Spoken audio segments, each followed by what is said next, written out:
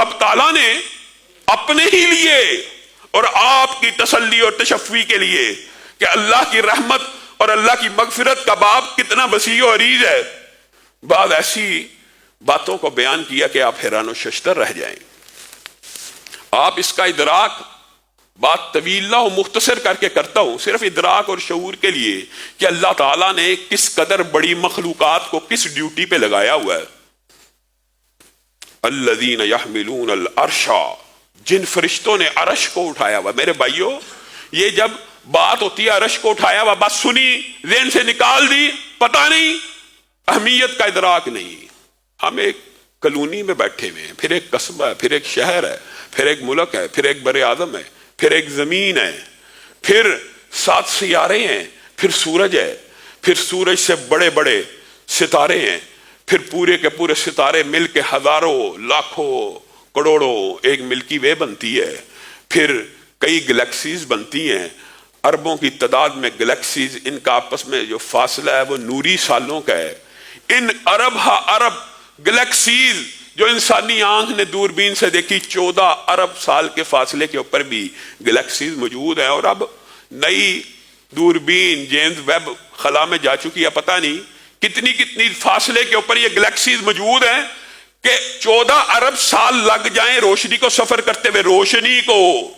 روشنی کی رفتار کا اندازہ آپ کیا لگا سکتے ہیں کہ کتنی تیز ہے؟ اتنی تیز رفتار چیز بھی ٹریول کرتی رہے تو 14 ارب سال لگے۔ یہ کائنات اتنی وسیع ہے، اور اس کائنات کی وسعت کے اوپر اللہ تعالیٰ نے ایک چھت بنائی ہے جس کو ہم آسمان کہتے ہیں۔ اس سے بڑا دوسرا، اس سے بڑا تیسرا، چوتھا، پانچواں، چھٹا، ساتویں آسمان نے سارے آسمانوں کو گھیرا ہوا، اور ہر ایک کے مابین جو فاصلے ہیں آپ ذرا غور کریں کس قدر زیادہ ہوں گے۔ ان 7 آسمانوں کے اوپر رب کی کرسی ہے، وسیع کرسیہ السماوات، اور اس کی کرسی نے سارے کے سارے آسمانوں کو گھیرا ہوا ہے۔ اور حدیث کے الفاظ کیا ہیں؟ اس کی کرسی کے سامنے یہ پوری کائنات، اس کی کرسی کے سامنے یہ پوری کائنات اس قدر چھوٹی ہے کہ اگر تم صحرا میں جاؤ، پورا بڑا صحرا ہو، وہاں پہ تمہیں انگوٹھی کا ایک چھلا پڑا ہوا ملے تو کرسی صحرا ہے اور باقی پوری کی پوری دنیا انگوٹھی کا ایک چھلا ہے۔ اور اس کرسی کے اوپر عرش عظیم ہے، پتہ نہیں کتنے فاصلے کے اوپر، اور کرسی عرش عظیم کے سامنے ایسی ہے جیسے صحرا میں پڑا ہوا انگوٹھی کا ایک چھلا ہے۔ جو بات بتلانا مقصود ہے، اس عرش عظیم کو اٹھانے والے جو 8 فرشتے ہیں، ان میں سے ایک کا تعارف بھی اللہ نے مکمل کروا دیا کہ اس کا سر عرش کے نیچے ہے اور اس کے پاؤں 7ویں زمین سے بھی نیچے ہیں۔ اس قدر جلیل القدر اور اس قدر بڑی مخلوقات نے اللہ کے عرش کو اٹھایا ہوا ہے۔ عرش تو حقیقت میں رب ہی نے اٹھایا ہوا، یہ تو ایک تمثیل ہی ہے آپ کو بیان کرنے کے لیے۔ اور جنہوں نے عرش کو اٹھایا، جو اس کے ارد گرد ہیں، اس عرش والے کے کان اور کندھے کے مابین جو مسافت ہے، 500 برس پرندہ اڑتا رہے طے نہیں کر سکتا، اتنے بڑے فرشتے ہیں۔ یہ فرشتے اور ان کے ارد گرد جو فرشتے ہیں وہ کیا کہہ رہے ہیں؟ یہ ہمارا مضمون ہے۔ فاغفر للذین تابوا، ہر وقت 24 گھنٹے جتنے بھی عرش کو اٹھائے ہوئے فرشتے ہیں اور اس کے ارد گرد جتنے بھی فرشتے ہیں، وہ ایک ہی بات کہہ رہے ہیں، رب کی حمد کو بیان کر رہے ہیں، رب کی تسبیح کو بیان کر رہے ہیں، اور ان تسبیح و حمد کو بیان کرنے کے بعد رب کو اس کی رحمت کا واسطہ دے کے کیا کہہ رہے ہیں؟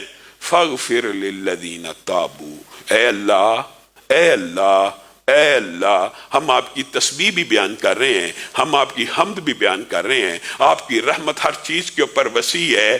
اے اللہ، اگر آپ کا کوئی بندہ آ کے آپ کے بارگاہ میں، آپ کے دربار میں آ کے ایک مرتبہ توبہ کر لے تو اے رب آپ اس کو معاف کر دیجئے۔ یہ فرشتے کس کے حکم سے دعا کر رہے ہیں؟ اللہ ہی کے حکم سے دعا کر رہے ہیں۔ اور اسی عرش عظیم پر متعدد روایات اللہ رب العزت نے لکھ کے لگا دیا، پھر لکھ دیا، رحمتی سبقت غضبی، رحمتی غلبت غضبی، میری رحمت میرے غصے پہ ہمیشہ غالب رہے گی، میری رحمت ہمیشہ سبقت لے جائے گی میرے غضب کے اوپر۔ میں اور آپ اپنے رب کی رحمت کا صحیح ادراک اور شعور نہیں کر سکے، گناہوں سے آلودہ ہیں، مانتے ہیں گناہوں سے آلودہ ہیں، آپ بھی آلودہ ہیں کہنے والا، دنیا کے اندر کوئی ایک انسان بھی گناہوں سے پاک نہیں ہے۔ کل بنی آدم خطاء وخیر الخطائین توابون، کتنی عظیم حدیث ہے، خوشخبری کی حدیث ہے۔ آدم کا ہر بیٹا غلطی کرتا ہے، اور بہترین غلطی کرنے والا، سبحان اللہ، عقل ہو تو سمجھ آئے، بہترین غلطی کرنے والا، کیا غلطی کرنے والا بھی بہترین ہو سکتا ہے؟ جی ہاں، بہترین ہے وہ غلطی کرنے والا جو غلطی کرنے کے بعد رب کی بارگاہ میں آ کے توبہ کر لے، وہ اللہ کے نزدیک بھی بہترین ہے، وہ رسول اللہ صلی اللہ علیہ وسلم کے نزدیک بھی بہترین ہے۔ ہاں، تم کیا سمجھتے ہو تم گناہ کرو گے ہی نہیں؟